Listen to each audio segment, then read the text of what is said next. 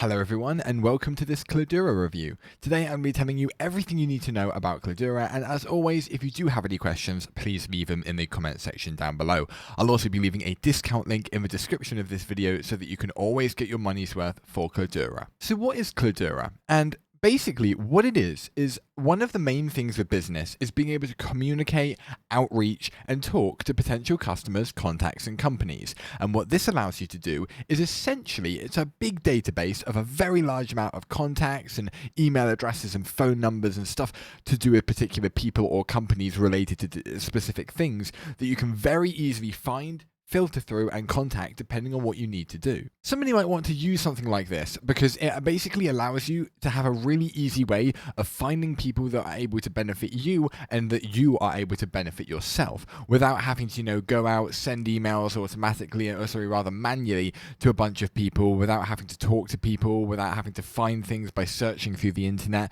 This already has a massive database with millions of people on it that you can flick through to find the perfect person or the perfect company to talk with. So essentially, this is what the dashboard looks like. You have your total amount of emails sent, you have a reply rate to ones that you've sent to people, you have an open rate, click rate, bounce rate, and unsubscribe rate. You also can see how many people you've emailed and how many companies you've emailed and what platform people are actually viewing your emails on if they open them. And then you have the amount of soft leads that you've gained today, all the way from today, yesterday, week, month, quarter, and then year. So a really nice way of filtering through how it's going, depending on the month, depending on the week, stuff like that. But this is a very basic dashboard page, and you are also able to sort by the exact same timeframes or a custom one on the left here.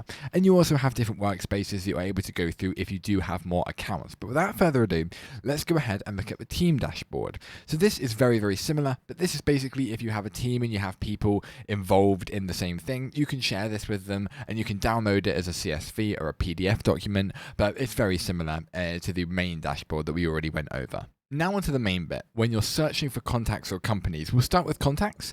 Essentially, the page just gives you all of the different parameters that you might want to search and filter through, and then you can go for it. So you have the contact name, and you can put a name of somebody that you may know.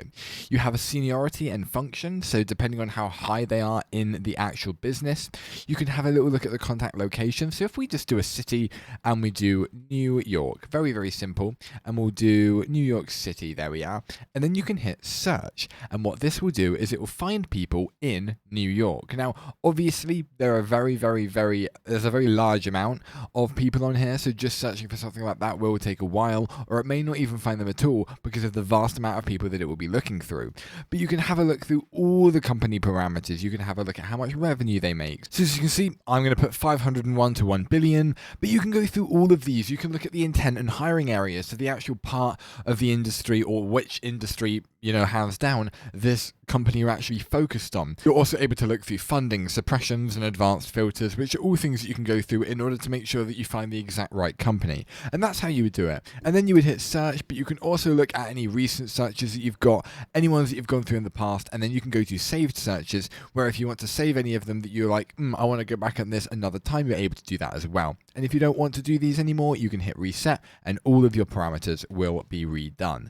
And then once you've added somebody, you can then filter through your own contacts. So instead of searching for them, ones that you've already maybe contacted or added, you're able to look through here with the same filters. But moving now on to companies, these are the same things. So this is where you can set the company parameters. You can select the industry. We'll put accounting. We'll put the size. We'll put maybe 51 to 200, and then a revenue of 1 million to 10 million, and then we'll do a product. So there we have it. And when you hit search, obviously it may not find any, but because of the certain things that I put in. But if you have one that you know that you want to contact, and when you search for them, they will pop up. But here we are. We have some accounting. We have the size of how many employees they've got, any correspondence, and then their location. So a lot of these, as you can see, are in India, but these go all around the world. And if you do want to search by countries, you're obviously able to do that. And these type of things, you can search by the search country, any states or any cities that you want to. And then obviously you can go through all the same parameters that we went over earlier, and you're able to import them as well. And when you want to add one, you simply hit the add button, and then these will be transferred into the My Company area, where you're then able to contact them as you please. You have website, LinkedIn, contact, view similar companies, company profile, and then the organization chart.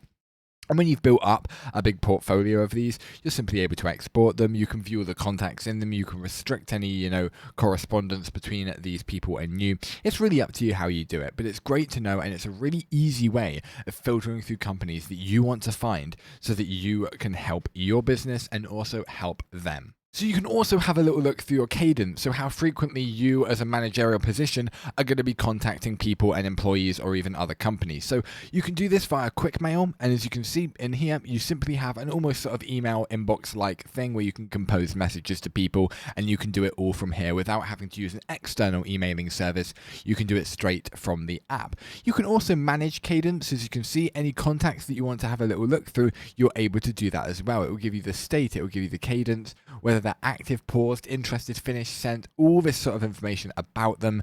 But it's really, really useful, and you're able to make sure that you can correspond with these businesses and also your employees really, really easily.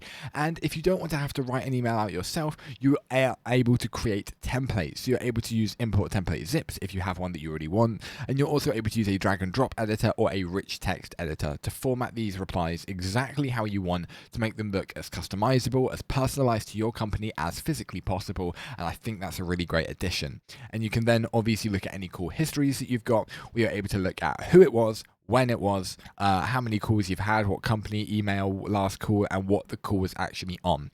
But that's basically the more correspondence aspect of this. I think that's really, really great. And the way that it's just so seamless to do means that actual correspondence with these people is not going to be a hassle. It's not going to be a chore. It's actually going to be really intuitive. We are then able to create specific lists. So lists of people that are to do with certain things, we're able to look through them. So you have the name of the list, you have the recipients, you can upload a CSV if you do have them. And this is basically where you can sort of categorize almost the people into different things. So if you have numerous types of companies that you want to communicate with and you want to filter them into different things, you can add people to these different lists, and it's very, very easy to do. You would enter the name and then you would add specific recipients that you've added to that list. Really, really useful. You then have the option to view my triggers and specific triggers that you want. As you can see, no triggers are found at the moment, but you are able to search through any that you've already got, and then you're able to view by 25 to 100. And when they've loaded in, here are some triggers that we've got. So we've got looking to hire in Microsoft Technologies and EDE. You're able to look at digital transformation in Alkmaar, and all these different things, basically people looking for specific things. So they're using the website in order to find people who know what to do here. Looking to hire in application development in London/Gatwick Airport. So these are things that you can even have a little look through to have a look at things that people want to obviously trigger. That's why they're called triggers, because it will trigger people to have a look and contact them. So these are all the different things, and you can obviously add your own, but we're not going to get into that. It's very simple to do. And you can have a little look through and obviously contact these people if these have anything that you might be interested in as well. And then finally, at the settings, you're able to set up your email. So as you can see, you can set which actual server or service you use, G Suite, Office 365 or other. And then you have all your display name, your email address, stuff like that. You also have the option to go for CRM integrations if you want to use them. All you would need to do is enable it and obviously fill out the applicable the steps that you would need to do in order to add these. Preferences, manage users, and manage billing. And these are all the features that we have on Clodura. So that is more or less it. So would I recommend Clodura? And the answer to that is yes, definitely. I think it's so seamless. To find people and to find companies has never been as easy as it is now, without having to go through all the hassle of messaging people, searching up their company, searching on, maybe on the UK, the company website, company's house with the government, without having to filter through all of these things, finding the correct thing. You can just look at this site here. I also really like the cadence aspects of this website. Being able to filter through that and find the right people and then communicate with them in a really seamless, integrated fashion is something that I have to commend them for immensely. I also really like the trigger aspect, and the dashboard is really clean, so you can get a really good idea of how things are going. Maybe if you need to change anything with a template that you've got that actually sends out to people with your emails, obviously that might increase or decrease your statistics, but it's nice to be able to see all of them in one seamless place. But that is more or less it. Thank you everyone for watching, and I will see you next time. Goodbye.